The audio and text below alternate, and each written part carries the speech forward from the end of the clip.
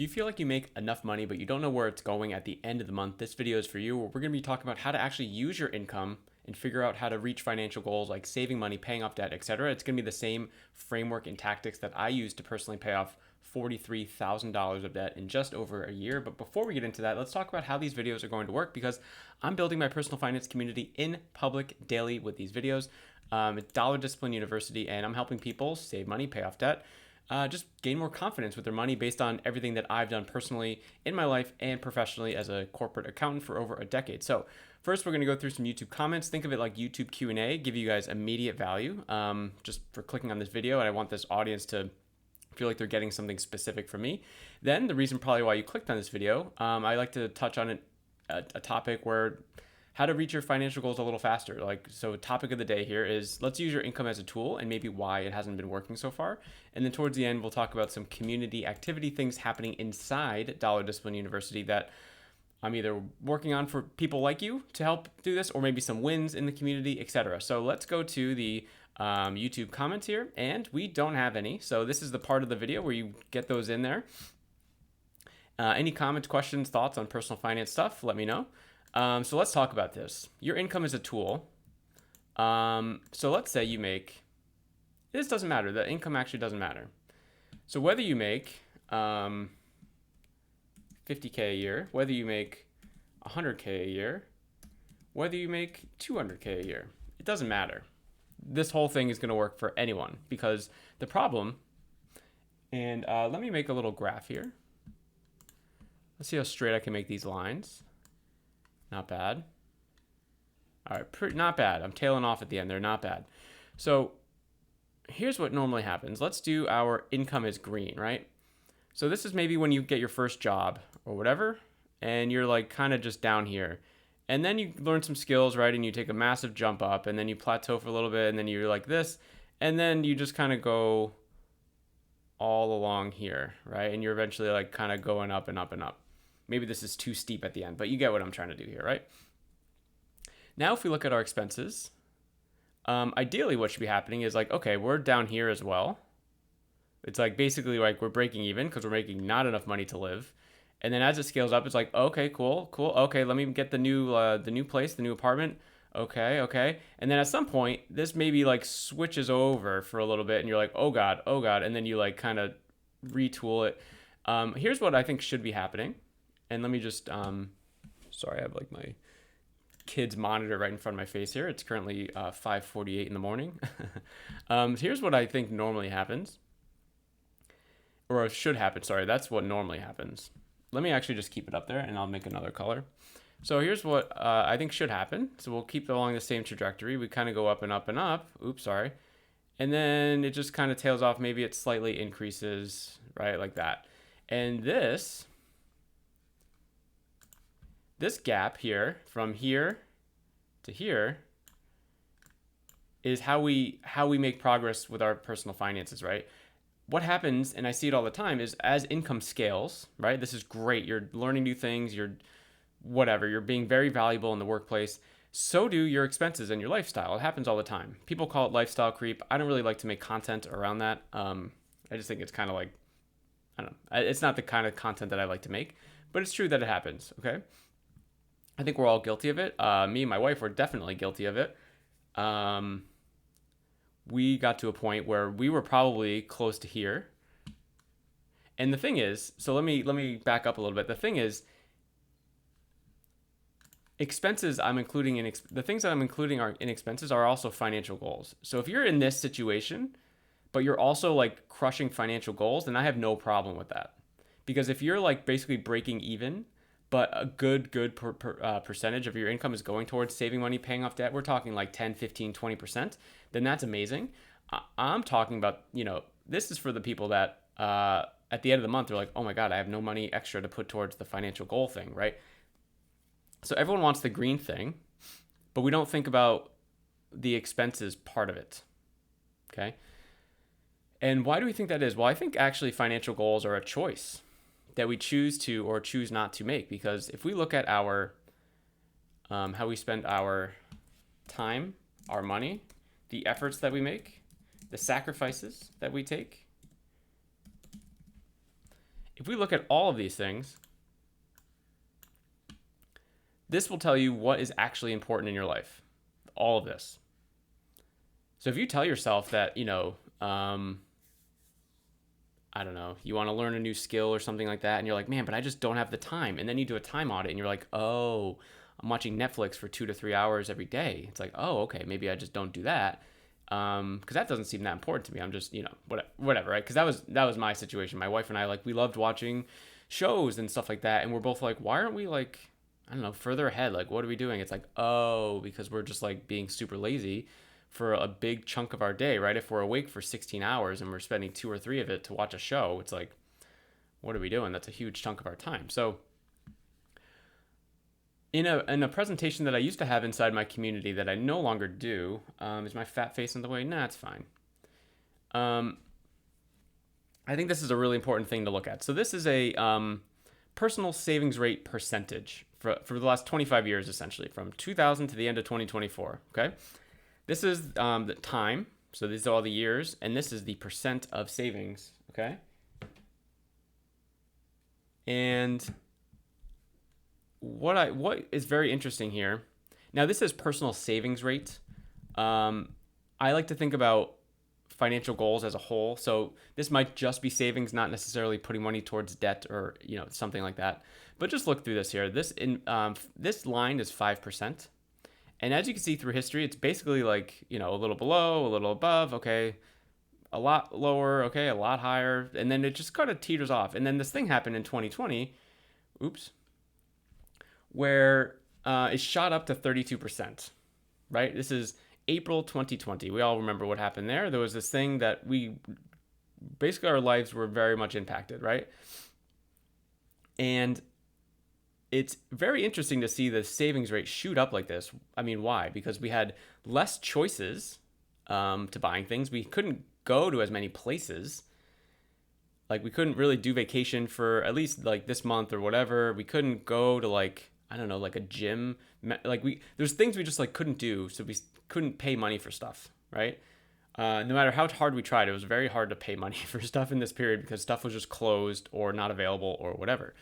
So then what happens is, like, people were like, oh, well, you know what? And I guess also like the stimulus checks too thing, right? I don't know if that was April that happened, but regardless, whatever, it doesn't matter. Maybe that was this little blip here. Okay, I have less options. We had forced options, less options to do.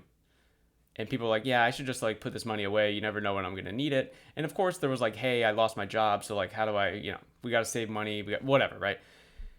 But it was a choice that we all made. Like, people chose, we went from 5% savings rate to 33%, 32% savings rate in basically a month or 2 months, right?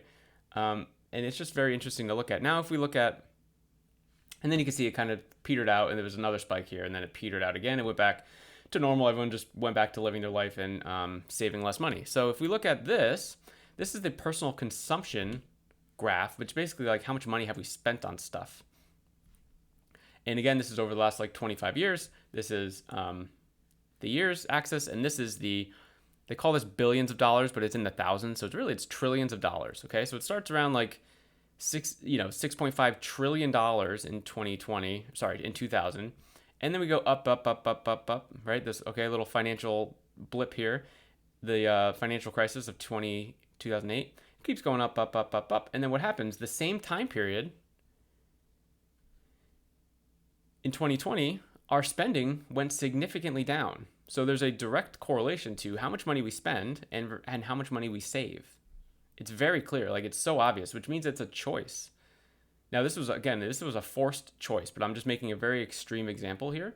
And what happened? Like, we went way down and then it spiked back up again. And now obviously we're like, hey, back to normal. We're back on track. In fact, we've probably been even buying more stuff, right? If we look at the trajectory. So when we look at these two combined, like, it's very obvious as to what happens here. When we spend less, we save more. It's super, super obvious. So if you're sitting there, you're like, man, I'm making any one of these incomes, it doesn't matter, and you think it's enough to live your life, then it is. It definitely is. So what we have to do in order to figure it out is we need to do something called a 3-month look back And what we do here is we look back 3 months of our expenses, everywhere that we've spent money. So this could be credit card, debit card, cash. A little harder for cash. Like 3 months ago, we have no clue what we spent in our cash, right? And sorry, kids are starting to wake up here. This is amazing. Don't the kids are great. This is when I try to do my work time, but when they wake up earlier than expected, it's pretty tough. 3 month look back, credit card. Okay, so this is way harder, the cash portion of it. But basically, it's like, yeah, where have we been spending our money? So the process that we want to get to here is like, where have we spent money? And then where do we want to spend money, right? So it's like, what have we been doing? And then where do we want it to go now? And that process is called the North Star Goals. It's a list of however many things you want, 2, 5, 10 things, it doesn't matter. Most important, these could be life stuff, life stuff, financial goals, or just sort of non-negotiables. So this could be something like for example, I have 2 kids that apparently don't sleep when dad's working. Life stuff. So I have like, yeah, we have kids activities. Financial goals is like, okay, yeah, pay off the mortgage faster. A lot faster. Non-negotiables could be like fitness expenses or whatever, where it's like, I guess this could also be life stuff, but you know what I'm trying to get at here. Did I spell this wrong? Is it not? There's no dash. All right, whatever. You guys know what to do. Non-negotiable. So this list could look like anything for you. Could be current life stuff, future life stuff, current financial goals, future financial goals, and just things that you're doing. It's like, I don't want to give this up, right? I just don't.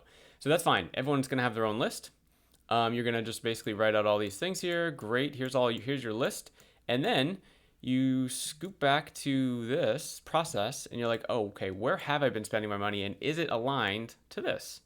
The answer, if you've never done this before, is most definitely going to be no. It's going to be no. But that's the best part about this, because it's like every month we have a new opportunity to make a change. And I see it very often where people go through their budget or this process, because it's essentially like a budgeting process that we're setting up here, right? They go through their budget. And so let me know if this is you. There's frustration after 1 or 2 months because it's, quote, not working.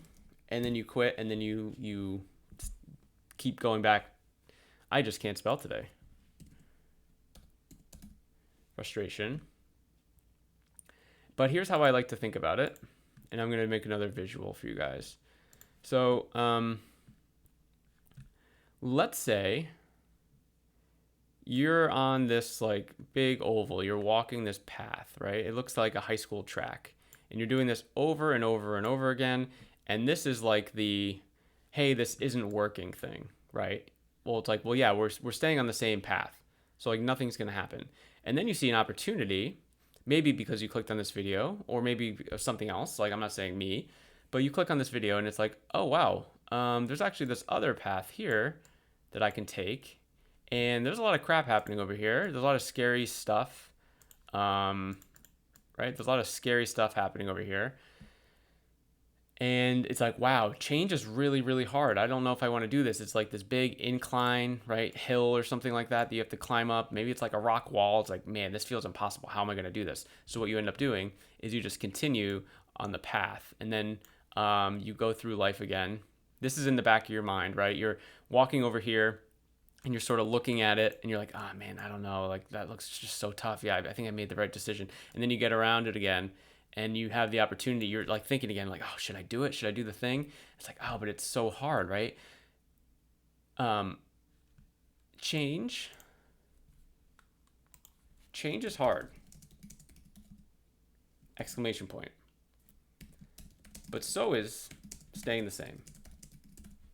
Exclamation point. Both of these things are really hard. And it's stuff that I've dealt with personally, and personal finance, but also just like life stuff. It's like change is really hard. Like you know, being single and being married are different levels of hard, right? Having no kids and having kids are just they're different levels of hard because there's different things going on. Personal finances, like living paycheck to paycheck, is hard, but so is making the change. So it's like, what do we do? Well, we don't change until the pain of remaining the same is greater than the pain of change.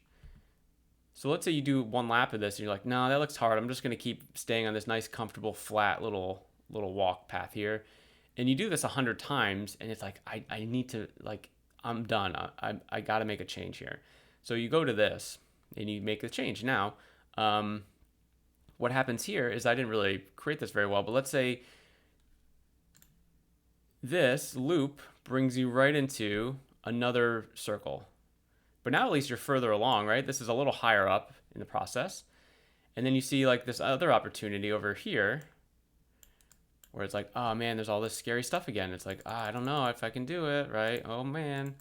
But again, it leads you to another opportunity where you eventually make the jump and you're like, okay, cool. Now I know this. This is my new normal, right? And you keep going up and up and up. And this looks like an eggplant. I don't really know what's going on in these drawings here.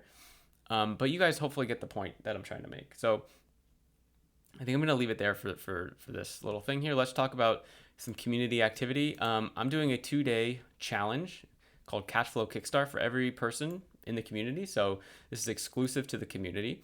And basically what I'm doing here is helping you understand where your money's been going, how to realign your money to things that matter the most, and how to keep that momentum month after month. So if you think back to this here, this could be like not understanding where your money's going and you just keep going through this loop. Okay. And then it's like, I should probably figure out where it's going. And it's like, okay, let me take the jump. So you figure out where it's going. And now you're like, okay, cool. Now I'm in this loop.